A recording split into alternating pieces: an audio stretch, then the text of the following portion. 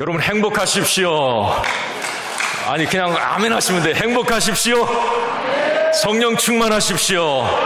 기쁨이 충만하십시오. 아멘. 오늘도 말씀을 통해서 주님의 마음과 생각을 읽어내는 시간 되기를 바라고요. 그리고 나의 마음과 생각이 주님 생각과 일치를 이루어가는 오늘이 말씀의 시간이 되길 바랍니다. 과연 이방인들도 구원받을 수 있는가? 과연 이방인들도 하나님은 사랑하실까? 이것이 초대교회 예루살렘 교회의 큰 이슈였습니다. 사실 예루살렘 교회는 대부분 유대인 출신의 그리스도인으로 구성이 되어 있었어요. 과거 유대인이었단 말이죠. 그 유대인의 생각은 이방인들은 하나님이 사랑 안 해. 이방인들은 절대 구원받지 못해. 이게 유대인들의 생각이었고 그들이 예수를 믿게 되었는데 그 생각들이 안 변하는 거예요. 사실 그 중심에는 베드로가 있었죠. 베드로는 예루살렘 교회의 최고의 지도자였으니까 베드로도 이 두 가지 질문, 다시 말하면 이방인 구원받을 수 있는가? No. 예수 믿으면서도 그랬어요. 초창기에. 이방인들을 하나님이 사랑하시는가? 아니요. 베드로도 그렇게 생각을 했더란 말이죠. 자, 그런데 우리가 이제 사도행전 쭉 시간이 흘러오면서 사도행전 10장, 오늘 11장을 보셨는데 이전에 10장에 이 베드로에게 혁명이 일어납니다. 베드로가 그동안 가졌던 유대인으로서 가졌던 편견과 고정관념이 깨어집니다. 그 계기가 두 가지였죠. 우리는 이걸 말씀을 통해 나누는데 하나는 기도 중에 베드로가 본 환상을 통해서였죠. 우리가 잘 아는 것처럼 베드로가 기도하러 올라갔을 때 하나님께서 베드로의 고정관념을 깨트리시길 원했어요. 하나님의 마음은 이방인들도 나는 사랑하고 이방인들도 나는 구원해. 그런데 베드로는 그렇게 생각하지 않았어요. 하나님이 부정한 짐승들을 많이 보여주시면서 베드로에게 이것 잡아먹으라고 하죠. 부정한 건 유대인 손 안 됩니다. 먹지 않아요. 베드로가 말합니다. 절대 먹을 수 없습니다. 그때 성령님께서 베드로에게 주신 말씀이 사도행전 10장 15절 하나님이 깨끗하게 하신 것을 내가 속되다 하지 말라 이렇게 말씀하세요. 여러분, 여기서 부정한 짐승은 이방인들을 말하고요. 그리고 하나님이 깨끗하게 하셨다라고 하는 것은 그 이방인들도 구원의 대상이 되고 이방인도 하나님이 사랑하신다, 깨끗하게 하셨다 이 말입니다. 베드로는 여기에서 자기의 편견이 깨집니다. 이방인에 대한 편견. 그리고 결정적으로 이 베드로가 또 하나 자기의 잘못된 이 편견이 깨어진 게 이방인 백부장 고넬료와의 만남이었어요. 그게 10장에 나오죠. 10장 44절에서 48절 이제 마지막 부분에 보면 이제 고넬료가 베드로를 자기 집 가이사라에 초청을 합니다. 베드로가 환상을 봐요. 그 순간에 밖에 보니까 고넬료가 보낸 사람들이 집 앞에 와 있어요. 왜 왔냐고 물어요. 저기 가이사라에 로마 백부장이 있는데 당신 베드로에게 가보라고 합니다. 그러면서 당신을 모셔오라고 합니다. 그때에 베드로가 환상 보고 내려왔을 때거든요. 이방인들도 깨끗하게 하셨다 이 소리를 들었거든요. 자, 그러면서 이 베드로가 고넬료의 집에 가지요. 가서 이제 고넬료와 극적인 만남이 이루어집니다. 이게 여러분 우리나라 대통령과 북한의 어떤 김정은의 만남도 역사적인 만남이지만 이 복음사에 보면 이 베드로와 고넬료의 만남도 이게 참 역사적인 만남이에요. 그래서 사도행전 10장이 참 중요한 장이기도 합니다. 이방 선교에 이방인에게도 구원이 임하고 이방인에게도 하나님의 사랑의 역사가 이루어지는 그 출발점이 이 고넬료와의 만남이었어요. 그 만남 때 이 베드로의 모든 고정관념과 편견, 자기의 생각은 와장창 깨어져 버립니다. 자, 베드로는 고넬료 집에 이렇게 가서, 고넬료가 사람들을 모아놨잖아요. 가족들하고 친구들을 모아놓고 베드로를 기다리고 있었잖아요. 베드로가 왔어요. 고넬료 집에 들어가서 그냥 마음 내키지도 않았을 거예요. 그냥 그들을 위해서 기도했어요. 그때 여러분 어떤 역사가 일어납니까? 사도행전 10장 44절에 성령이 그 위에 임합니다. 아니, 성령이 임하는데 그 위에 성령의 나타남은 방언으로 나타나는 거예요. 아니, 이방인에게 성령이 임하네? 아니, 이방인도 하나님이 사랑하시네? 베드로는 그걸 경험했잖아요. 이미 마가의 다락방에서 성령의 체험을 했어요, 베드로는. 그런데 그 성령의 역사는 자기 유대인 그리스도인들에게만 나타나는 줄 알았어요. 그런데 고넬료 이방인의 가정에도, 이방인들에게도 성령의 똑같은 역사가 나타나는 겁니다. 베드로는 여기에서 깜짝 놀랍니다. 충격을 받아요. 그러면서 베드로가 그런 깨달음이 있었을 거예요. 내 생각이 얼마나 옹졸했는가? 내가 예수님을 전혀 오해했구나. 나의 복음과는 너무 편협했구나. 이걸 이 베드로가 깨달았을 거예요. 자, 그러면 여러분, 이제 베드로의 이 마음에 어떤 마음이 왔을까요? 지금 예루살렘 본부에 많은 유대인 출신 그리스도인들이 나와 똑같은 생각을 지금 하고 있을 거라는 말이에요. 이방인 구원 못 받아. 하나님이 사랑 안 하셔. 그런데 베드로는 그걸 경험을 했잖아요. 사랑하시고 그들에게도 역사하신 거예요. 베드로는 빨리 지금 가이사라에서 예루살렘 본부로 가서 이 소식을 전하고 싶었을 거예요. 지금 급했을 거예요. 지금 그 사람들은 잘못 생각하고 있으니까 잘못된 생각을 바로잡아주고 싶었을 겁니다.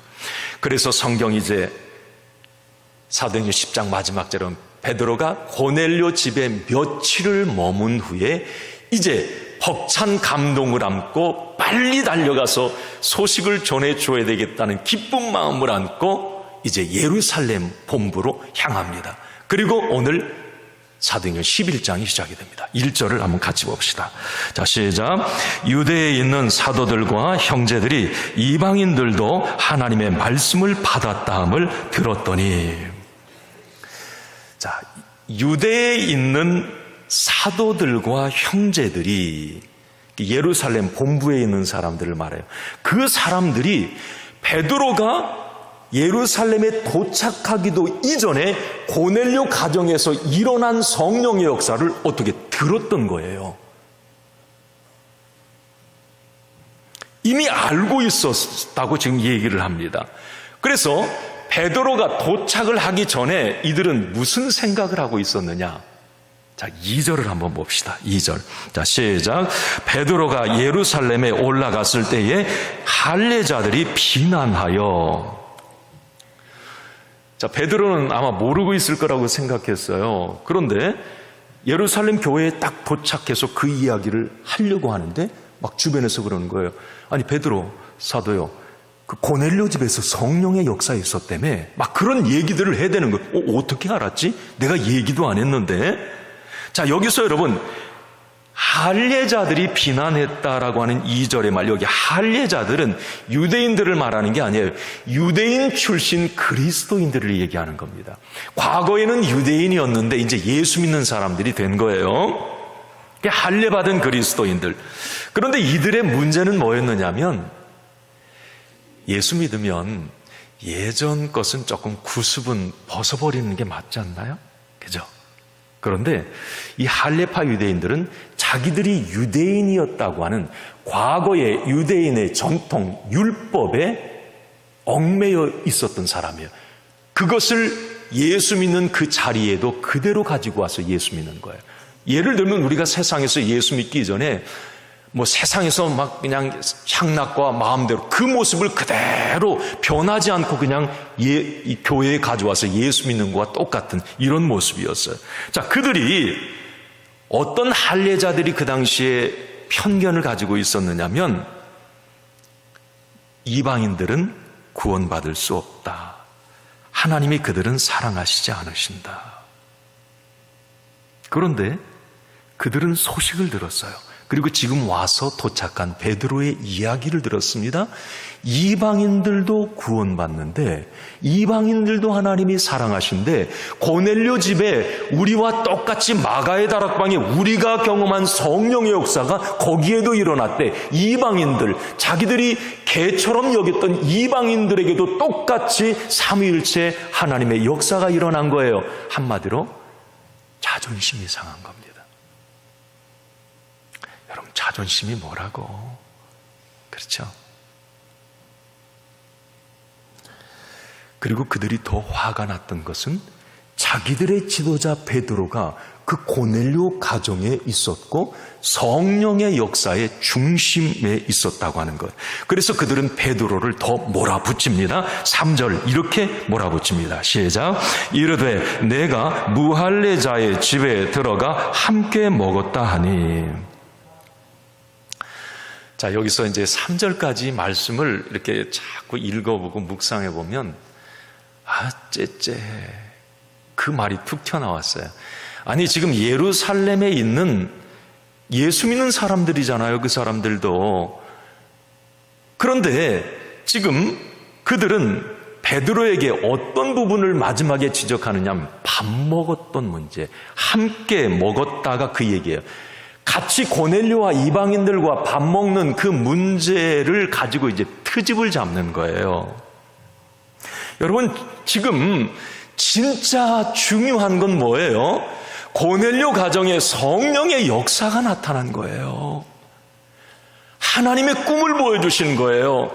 땅끝까지 증인되어서 정말 땅끝 모든 온 백성이 구원받기를 원하시는 하나님의 역사가 그곳에 나타났는데 그게 중요한 것 아닙니까? 그것 때문에 뭔가를 지적하고 따졌다면 괜찮아요. 그런데 지금 예루살렘 교회 지도자들이 베드로에게 따진 게 뭐예요? 왜 밥 먹었냐는 거예요. 여러분, 2절 그 하반절에 이 비난했다라고 하는 이 단어를 헬라어를 찾아보면 디아크리노라고 하는 이 말을 쓰는데, 이건 뭐냐면 그냥 베드로를 막 비난하는 것이 어떤 정도였느냐면 그냥 이의 제기를 하고 궁금해서 물었거나 그 잘못됐잖아요 라고 말하는 정도가 아니고, 이 비난 디아크리노는 적대감을 가지고 정죄의 목적으로 책임을 추궁하는 것, 이 정도로 베드로에게 막 따지고 달려드는 거예요. 무엇 때문에? 함께 밥 먹었다. 그리고 속셈은 자존심 상했다, 이 말이에요. 자, 오늘 이 본문에서 예루살렘에 있는 지도자들, 오늘 사도들과 형제들의 모습을 보면서 드는 생각, 참 한심하다, 이런 생각이 들었어요. 지금 여러분 보세요. 하나님의 뜻은, 예수님의 마지막 지상명령 유언은 뭐예요? 땅끝까지 이르러 너희들은 내 증인이 되어달라는 거예요. 예루살렘 거기에만 이 복음이 머물러서는 안 되고 온 유대와 사마리아 이방 땅끝까지 너희들은 내 증인이 되어달라. 복음을 통해서 땅끝 백성 이방인들에게도 구원의 복음을 선포해주고 그들에게도 하나님은 사랑하신다라고 이 말을 전해달라고 하나님이 예수님 말씀하셨건만 예수 안에 들어와 있음에도 그 중요한 걸 놓쳐버리고 째째하게 밥 먹는 얘기, 비본질적인 것, 그것 때문에 시험 들고 그것 때문에 비난하고 그것 때문에 싸우고 그것 때문에 다툰다는 거예요. 지금 그 모습이잖아요. 여러분, 우리가 진짜 중요한 걸 가지고 뭔가 비난하고 다투면 괜찮아요. 진짜 중요한 걸 가지고. 그런데 여러분, 우리가 어떤 부분, 우리 신앙생활 하면서 여러분 어떠셨어요? 저는 이제 목회자로서 그런 모습들을 이렇게 뵙잖아요. 진짜 우리 전도하는 일, 진리, 예수 그리스도, 지역을 복음화시키고 하나님의 나라를 확장하고 선교하고 이 일 때문에 막 다투면 행복하겠어요. 왜? 그건 하나님의 일이고 해야 되니까. 그것 때문에 막 이게 맞아, 이거 더 해야 돼, 이 부분. 그러면 진짜 행복한 거예요. 진리 때문에, 복음 때문에, 구원 때문에. 그런데 여러분, 많은 부분에 우리가 그렇지 못한 경우가 너무 많아요. 주방에서 그냥 밥하다가 싸워가지고 그냥 막 밥주걱 내버리고 그냥 막 갔대. 막 우리 교회 이야기 아니고 들은 이야기예요. 여선교회에서 뭘 막 새우젓을 팔다가 뭐가 좀 500원이 비싸가지고 따지다가 막 그냥 막 혼나가지고 막 그래서 막 속상해가 시험 들어가지고 막 실족했대. 예를 드는 거예요. 예배 잘 드리고 우리 교회 주차장이 좀 비좁잖아요. 그런 생각. 여러분, 주차 혹시 하시다 좀 불편하시고 뭔가 서로 막 싸운 일은 없으세요?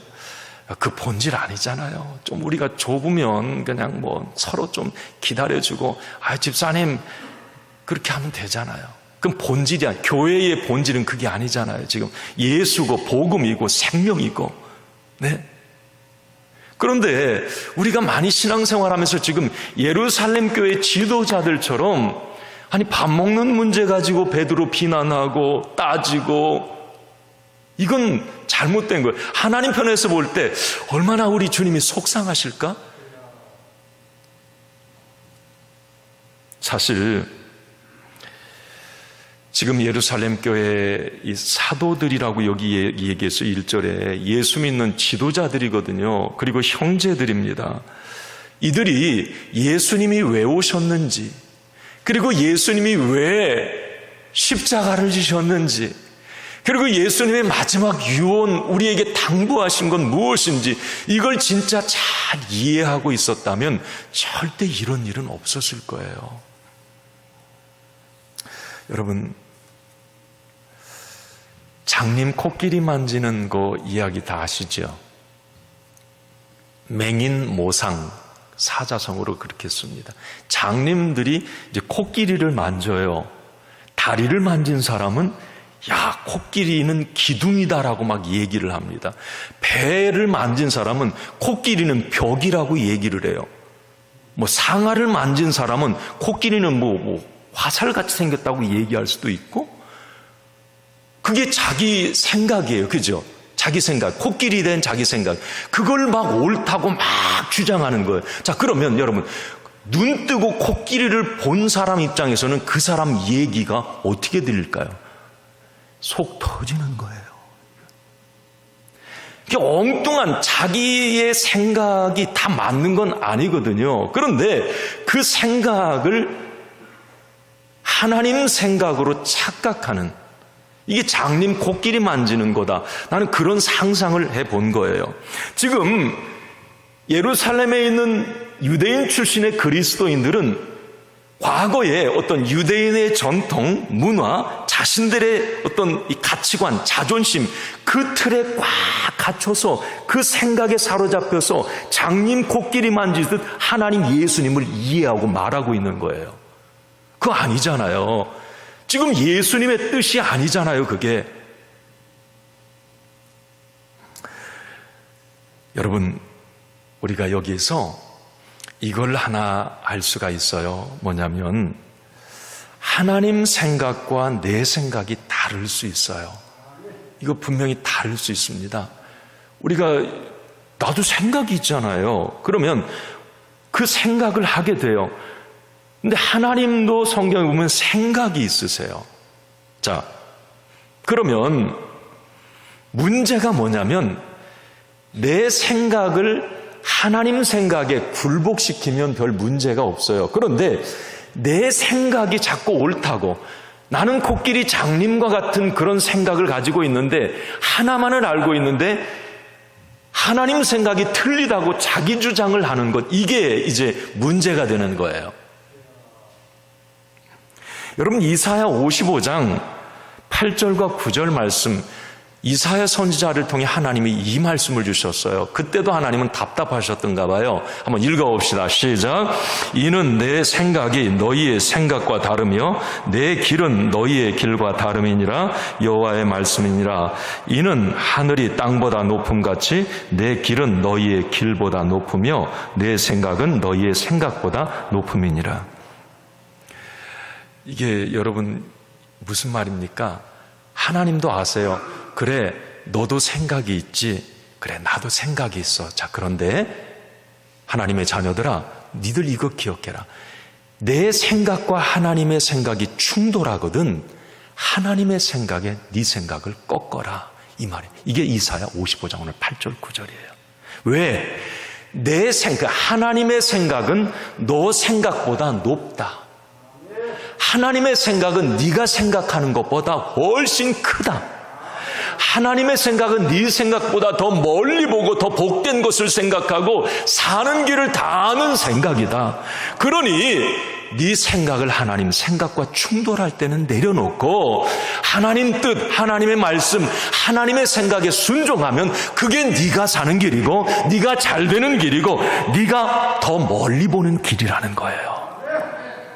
그 당시 이사야 선지자 당시 이스라엘 백성들이 너무 답답했거든. 하나님 보시기에 자기 생각대로만 고집대로만 하는 거예요. 그러니까 이사야 선지자를 통해 하나님이 이 말씀 주신 거예요. 제발 하나님의 큰 생각에 네 생각을 포함시켜라. 그래야 산다. 여러분 잘 아는 이야기 하나를 좀 오늘 말씀과 맞으니까 소환을 해보겠습니다. 어떤 낚시꾼이 낚시를 막 하고 있었대죠. 그런데 지나가는 사람이 보다가 그 낚시꾼을 보고 그 자리에 멈췄어요. 왜 그러냐면 좀 이상한 행동을 해요. 고기를 잡을 때마다 25cm가 되는 자를 가지고 고기를 잡으면 재는데 문제는 그 다음이에요. 그 자보다 작으면 망에 담고 그 자보다 크면 그냥 놔주는 거예요. 여러분 반대이어야 되지 않습니까? 큰 고기를 망에 담고 작은 잔챙이는 그냥 놔줘야죠. 그런데 이 사람은 반대로 25cm 자를 가지고 그것보다 크면 놔주고 작으면 망에 담아요. 지나가는 나그네가 이상한 거예요. 아니 여보시오, 아니 왜 큰 건 놔줘요? 아니 왜 25cm 잣대를 가지고 작은 것만 망에 담는데요? 그러니까 여러분 우리가 잘 아는 것처럼 그분이 한 말이 뭐예요? 내 집에 있는 프라이팬 지름이 25cm라는 거예요. 크기가.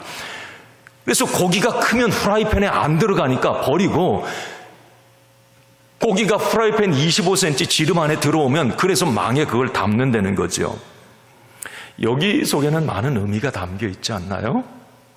옹졸한 25cm 내 생각의 프라이팬 때문에 우리는 더 좋은 것, 더 큰 것을 버리고 놓칠 때가 너무 많아. 예수 믿으면서도 그래요. 내 옹졸한 프라이팬의 이 생각, 고집, 이것만 조금 꺾고 내려놓으면 더 관계도 아름다워지고 더 정말 하나님의 은혜도 누리게 되고 더 행복하고 더 복된 세계로 나아갈 텐데 25cm 잣대만 가지고 있는 거예요. 여러분, 우리의 프라이팬을 하나님의 큰 것으로, 메이드 인 가드로, 그 라벨 붙은 걸로 좀 바꿀 필요가 있어요. 그게 예수 믿는 사람들이에요. 내 짜리가 아니에요. 우리는 내 짜리의 인생을 살지 않아요. 고난과 어려움 만났을 때 내 짜리로는 이게 죽어요. 그냥 힘들어. 제가 간증했다시피 내 짜리로 저 살았으면 죽었을 거예요. 그러나 하나님의 프라이팬, 하나님의 잣대가 내 인생에 들어오면 내가 크는 거예요. 내 생각이 크고 내 마음이 크고 내 꿈이 커지고. 할렐루야. 지금 예루살렘 교회에 있는 이 지도자들과 사도들과 형제들 이 자를 가지고는 주의 복음은 차단되고 말아요. 예루살렘에 머물고 만단 말이에요. 그러면 하나님의 그 생각이 아니잖아요. 그건 예수님의 명령이 아니잖아요. 그러면 그렇게 쭉 잘못 가면 이거 망하는 거예요.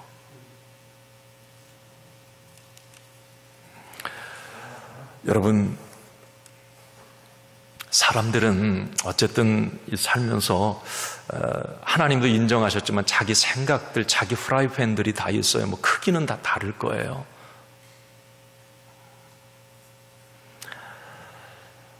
그러나 여러분, 세상의 사람들은 자기 프라이팬 가지고 그냥 살아요. 하나님이 없잖아요. 하나님의 말씀도 없잖아요.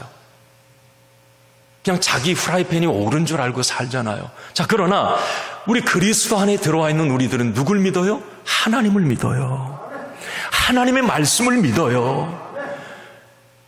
그렇기 때문에 우리는 하나님의 어떤 꿈과 비전, 하나님의 크기를 가지고 사는 거예요. 주님의 생각을 가지고 살고 주님의 마음을 가지고 사는 거예요. 여러분, 내 생각을 이제 하나님 생각 앞에 내려놓을 수 있는 믿음이 있기를 바랍니다. 그리고 내 잣대, 어떤 때는 교회 안에서 우리 믿음 생활하면서 내 잣대가 있어요. 사람마다. 그거 하나님도 부인하지 않는다니까요. 내 잣대 이렇게 재웠는데 뭔가 이게 하나님 뜻이 아닌 것 같아. 그럼 그 잣대를 살짝 뒤로 좀 감추세요. 왜 그러냐면 하나님은 선한 믿음의 양심을 다 주셨어요. 어떤 잘못된 일 뭔가를 할 때 하나님은 마음에 분명히 꺼림직함을 주시고 이건 아닌데, 이거 하면 안 되는데 주세요. 그런데 그 잣대로 그냥 밀고 가는 거예요. 거기서 내려놓는 거예요. 충돌할 때 우리 주님은 그게 아니지. 주님의 마음은 그게 아니지. 주님의 생각은 그게 아니지. 주님의 뜻은 그게 아니지. 내 뜻대로 마옵시고 아버지의 뜻대로 되기를 원합니다. 예수님처럼 말이죠. 그럴 때 부활의 영광과 승리가 있었듯이 우리에게도 똑같습니다. 가끔 저의 부족한 고백일 수도 있고요. 이게 참 무식이 용감하다고, 이게 내가 너무 이런 부분들은 내 생각이 짧았구나. 이건 정말 내 생각이 너무 옹졸했네. 이 고백을 할 때가 참 더러더러 있습니다. 목회자도요. 창피하다. 이대로 쭉 갔으면 참 큰일 날 뻔했다. 하나님하고 완전 반대 방향으로 갈 뻔했다. 부끄러움을 느낄 때가 있습니다. 이스라엘 백성들은요, 하나님은 자신들만 선택했다고, 그것이 옳다고 생각을 했어요. 그리고 자신들의 생각이 하나님의 생각이라고 판단을 했습니다. 그대로 쭉 갔으면 다 죽었습니다. 그러나 여러분, 감사한 것은, 오늘 사도행전 복음이 11장이 이렇게 3절까지로 끝났으면 큰일 날 뻔했어요. 여러분, 4절부터 베드로의 이제 설명이 이어지면서 아까 이제 길어가지고 17절, 18절만 봤는데, 나중에는 그 예루살렘 교회에 있는 그 지도자들과 형제들이 자기들의 잘못된 생각들, 그것에 사로잡혀 있었어요. 그런데 베드로가 이제 그 부분에 대해서 자기가 만난 하나님, 경험한 성령님을 말씀할 때에 아마 그들의 마음을 성령님이 만져주셨던 것 같아요. 자, 그들이 여러분 이렇게 오늘 결론을 맺어요. 18절입니다. 한번 같이 읽습니다. 그들이 이 말을 듣고 잠잠하여 하나님께 영광을 돌려 이르되, 그러면 하나님께서 이렇게 이방인에게도 생명 얻는 기회를 주셨도다 하니라. 아멘. 그들이 이 말을 듣고 잠잠하여 그랬어요. 베드로를 비난하고 밥 먹는 문제 가지고, 별거 아닌 문제 가지고 따지고 그랬던 그들이 어때요? 잠잠해졌어요. 그리고 이제 하나님의 영광, 하나님의 생각으로 함께 나아가게 됩니다. 여러분, 제가 이제 이렇게 한번 말씀을 정리하는데, 오늘 말씀의 제목이기도 해요. 자, 하나님 생각과 내 생각을 그러면 어떻게 분별해요, 목사님? 그 궁금하잖아요. 하나님 생각인지 이게 내 생각인지 그걸 어떻게 알아요? 자, 여러분, 하나 중요한 게, 한번 따라합시다. 하나님의 말씀인 성경을 읽어야 합니다. 자, 좀 이제 줄여서 성경을 읽어야 합니다. 자, 여러분 성경 다 읽으시죠? 아니, 목사님 나 성경 읽고, 목사님 설교할 때도 성경 말씀 듣고, 짬짬이 성경 이렇게 그냥 한두 장씩 보기도 하는데요. 여러분, 좋습니다. 자, 그런데 제가 여기서 하나님의 생각을 캐치하기 위해서 꼭 필요한 게 성경을 그냥 통독하세요. 창세기부터 요한계시록까지 쭉 그냥 읽어 나가세요. 여러분, 신학서적 읽으시지 않아도 되고요. 신앙서적이 아니고 무슨 주석을 읽으라는 게 아니에요. 신학 공부하라는 게 아니고 그냥 하나님의 말씀을 쭉 읽어 나가세요. 왜냐하면 하나님의 말씀, 성경은 하나님의 생각으로 꽉 차 있거든요. 이 성경은 하나님의 뜻으로 꽉 차 있어요. 그래서 우리가 성경을 읽다 보면, 아니 내가 창세기를 읽는데 무슨 지금 내 생각 이거하고 창세기 지금 1장하고 뭐가 연결이 됩니까? 안 되잖아요.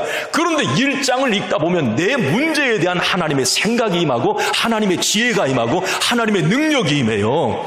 희한한 겁니다. 왜? 성경은 여러분 곧 하나님이세요. 그래서 성경 말씀이 들어가면 여러분 오늘도 이 시간 강단에 선포하는 말씀이 하나님의 말씀으로 받아지면 그 말씀이 한 주간 일을 하는 거예요. 고치기도 하고요. 그 말씀이 문제를 풀어가기도 하고요. 꼬임을 풀어내기도 하는 거예요. 그게 하나님의 말씀이에요. 그래서 하나님의 말씀, 이브리서 4장 22절 말씀에 하나님의 말씀은 살았고 운동력이 있고 좌우의 날선 어떤 검보다 예리하다. 맞는 말이에요.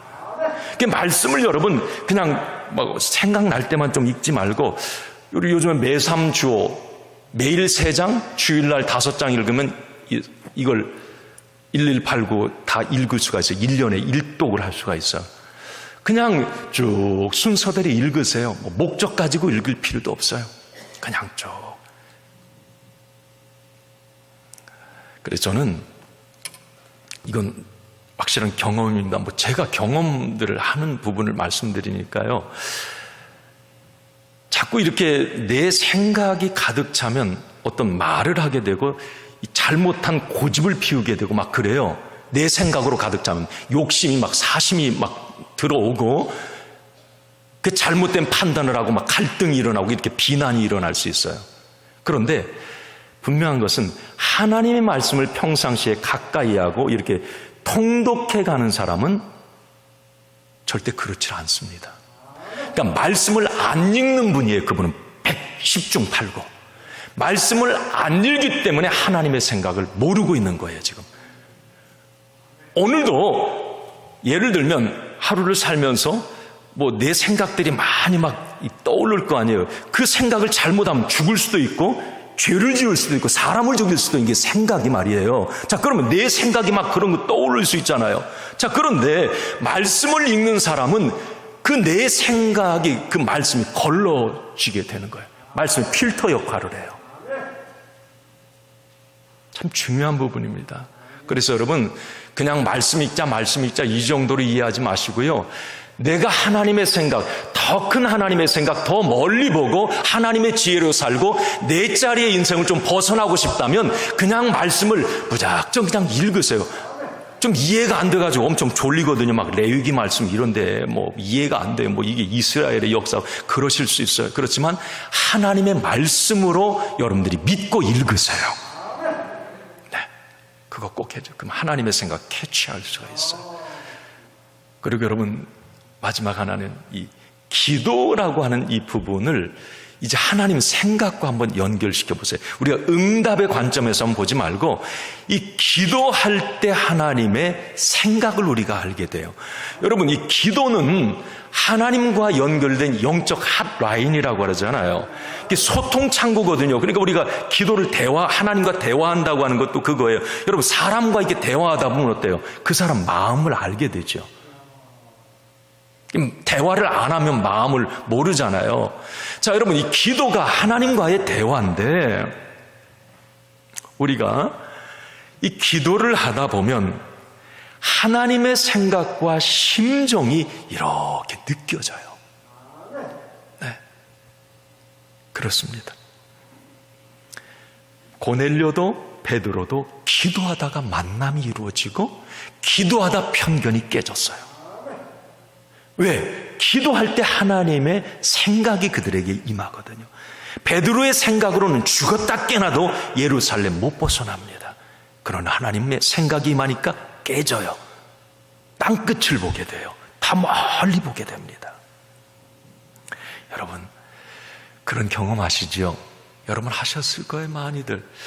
내 생각으로 막 와가지고 기도를 하는데, 저도 많이 그래요. 막 내 생각으로 사람인지라 어떤 마음도 막 들기도 하고, 내 생각으로 기도하다 보면 뭐가 임해? 하나님의 생각이 임해요. 하나님의 마음이 느껴져요. 그리고 하나님이시라면 어떻게 할까? 이 부분을 붙잡고 기도하다 보면 결국은 뭐냐면 내 생각이 하나님 생각에 꺾어지고 말아요. 참 희한해요. 어떤 때는 분노와 미움을 품었다가도 그게 싹 사라져요. 여기 여러분 누군가 막 미워서 나 죽겠다 막 이런 분들이요 기도하세요. 진짜 막 누구 미워하는 사람 기도 안 하는 분이야. 왜? 기도하면 그 마음을 가질 수가 없어요. 아시겠습니까? 진짜 하나님과 소통하는 사람 그 마음을 하나님이 싹 녹여주시는데 이거 어떻게 해요? 네? 꿈과 어떤 생각도 목표도 수정이 돼요. 기도하다 보면. 왜? 하나님 생각이 임하면서. 어쨌든 여러분 결론은 하나님 생각과 내 생각이 충돌할 때 내 생각을 내려놓는 것이 내가 사는 길이다, 잘 되는 길이다 라고 하는 것을 기억하시고, 그러기 위해서는 늘 말씀을 그냥 좀 가까이 이렇게 읽어 나가세요. 그냥 말씀을 이해가 안 돼도 그냥 오늘은 3장 읽어 나가시고, 또 하나님 앞에 기도할 때 달라고 응답의 간구를 위해서도 우리가 기도하지만 좀 기도한 이후에 우리 하나님은 어떻게 생각하세요? 주님 마음 내게 주세요. 주님 생각 내게 주세요. 그렇게 잠잠히 묵상으로 기다리세요. 기도하면서. 그럴 때 하나님이 깨달음을 주세요. 자, 성경 이거 하나만 좀 보여주실. 로마서 8장 6절인가요? 자, 이거 읽고 마칩시다. 시작. 육신의 생각은 사망이요 영의 생각은 생명과 평안이라. 아멘입니까? 내 생각은 그 끝이 결국은 사망으로 끝나요. 사망으로, 고난 앞에, 절망 앞에, 늙음 앞에, 질병 앞에, 결국은 사망, 절망으로 끝이 나요. 그 내 육신의 생각이. 그러나 영의 생각은 생명과 평안이라 그랬어요. 하나님이 함께 하시기 때문에 생명의 역사가, 살아나는 역사가 계속 일어나게 되고요, 샬롬의 평강의 복이 임하게 되는 거예요. 하나님의 생각으로 충만하시기를 간절히 축원합니다.